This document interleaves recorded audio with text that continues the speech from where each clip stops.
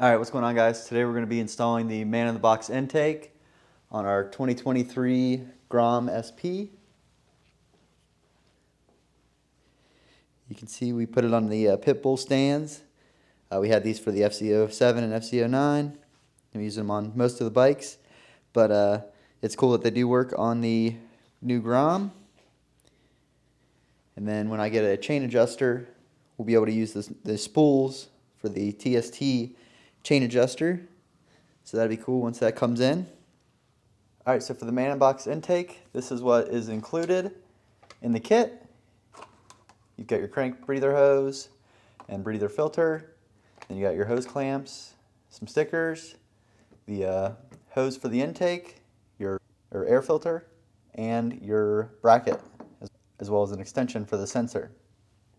And I'll also be throwing on this Blosian filter screen to alleviate some of the concerns with getting water in the intake. But let's go ahead and get started. Alright, so we're going to start by removing the side panels on the Grom. And these are 5mm hex heads.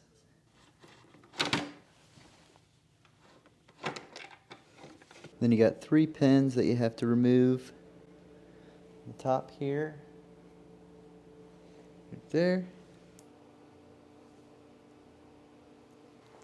Then as well as the 3 push pins that you remove, you're going to have 2 screws here that need to be removed. And then after those 2 screws are out, you're going to remove this plastic shielding on the inside. And there'll be 2 pins in the bottom that you'll be pulling out, so pull straight out. And then the panel should lift up.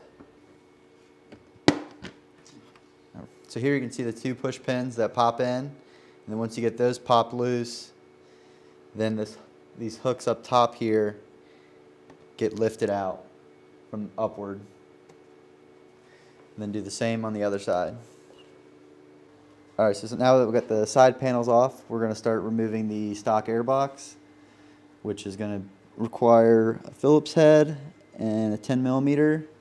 So we got a couple Phillips heads on the left side of the bike. We got one right there, one right here, and then one down here. And then you have your 10mm right here on the left side. And then also on the other side of the bike is going to be a Phillips for removing the intake tube. And then for the airbox on this side, you got a Phillips right here, and then a 10mm right down there. Then once you got all the screws removed, you can disconnect the sensor right here on the left side of the bike.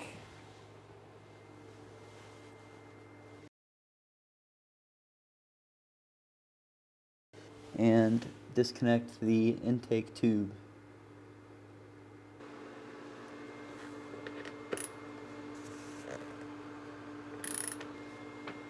And here's the IAT sensor.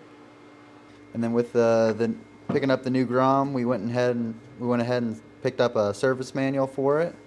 So we got this nice booklet of all the information that we need to know on the Grom, or will ever need to know on the Grom.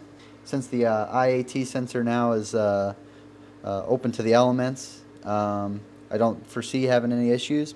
But here's some information that if we ever need to check it, make sure it's still good. If anybody was curious, that's kind of cool. Now we'll go ahead and start installing some of the new parts onto the man-in-the-box bracket. I thought it'd be fun to show the stock airbox intake tube that goes into the throttle body, how it's actually choked down there compared to the man-in-box. Significantly bigger and not choked down at all. Alright, so we got the bracket here. As you can see, the mounting hardware. Alright, so we got the bracket, and then where it goes back to mount to the frame, we are pushing that back. So we go ahead and install the IAT. Put the 2 bolts in. You want to make sure that the tab, see if I can get that in there, the tab on the sensor itself is facing outward away from where the bracket mounts to the frame. So it wants to be away from that.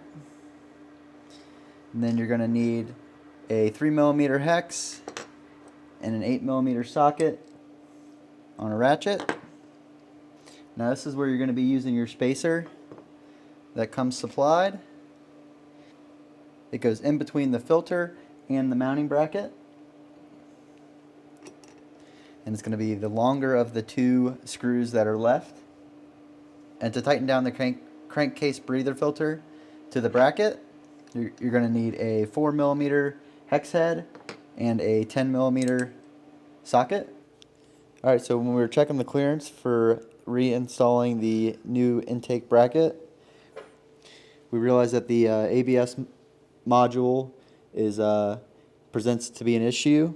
So if you don't have an ABS model, you're in luck. Shouldn't be any issues for you. But if you do, the bracket that hangs down that attaches to the stock airbox is going to present an issue. So what we did is we removed this entire bracket that holds the ABS module in place. We removed that and then ground down the tab, this tab that hangs down right here. We ground that off to give us more clearance. And we also had to adjust the bracket upward, and we put this part in the vise and got an adjustable wrench and pried this part upward, so it give us more room for when we go to install it. Alright, so we got it installed, and I wanted to show our routing for all the wiring and the hoses. And the trickiest part, if you've seen a couple other videos, is the crankcase breather hose. Removing it really wasn't that bad, and if I was to do it again, I would have definitely tried some type of little spray like Window or Windex to push that on. That would have probably made it a little bit easier to slide on there. But you can see we got that on. We got the wiring for the IAT sensor on and lined up pretty good. Everything seems really relaxed. But there we got the crankcase breather hose from the air intake bracket. Goes down underneath everything next to the intake hose. And then the IAT sensor goes between the coil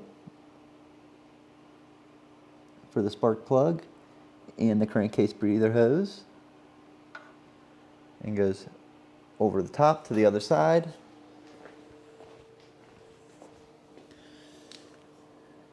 And then it wraps around and gets connected right here. And then for the crankcase breather hose,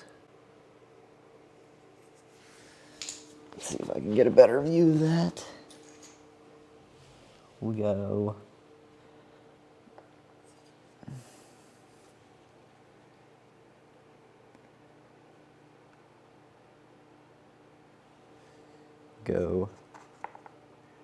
behind the throttle cables, wraps back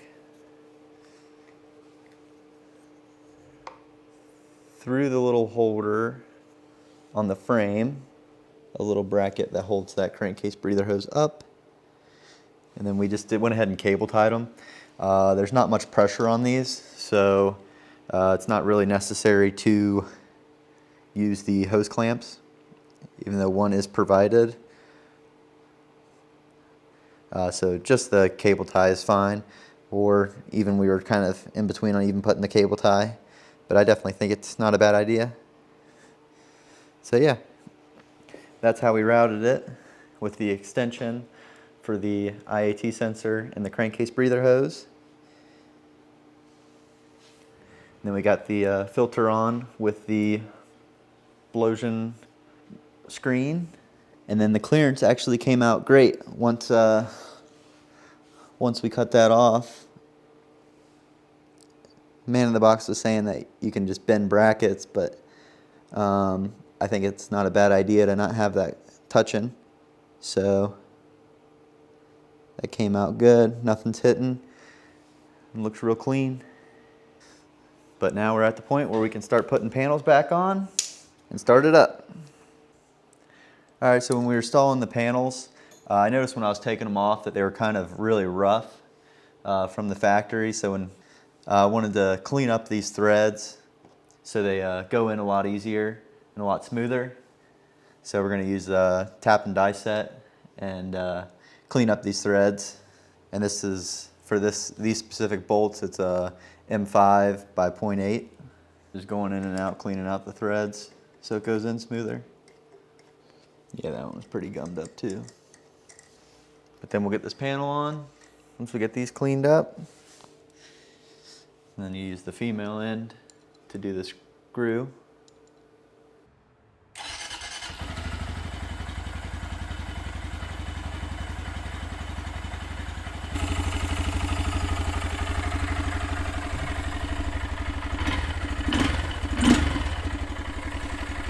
Yeah, it sounds thready.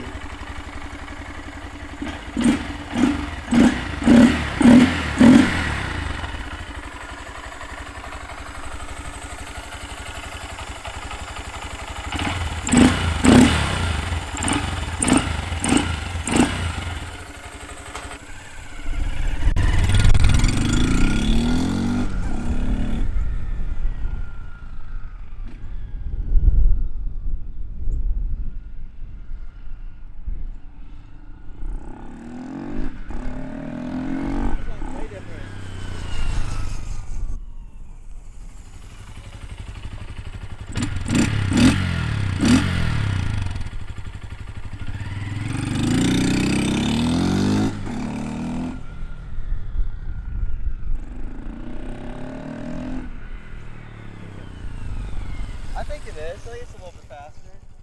Probably is,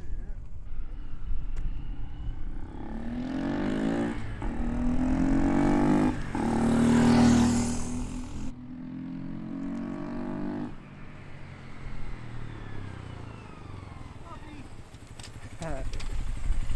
It's pretty fun.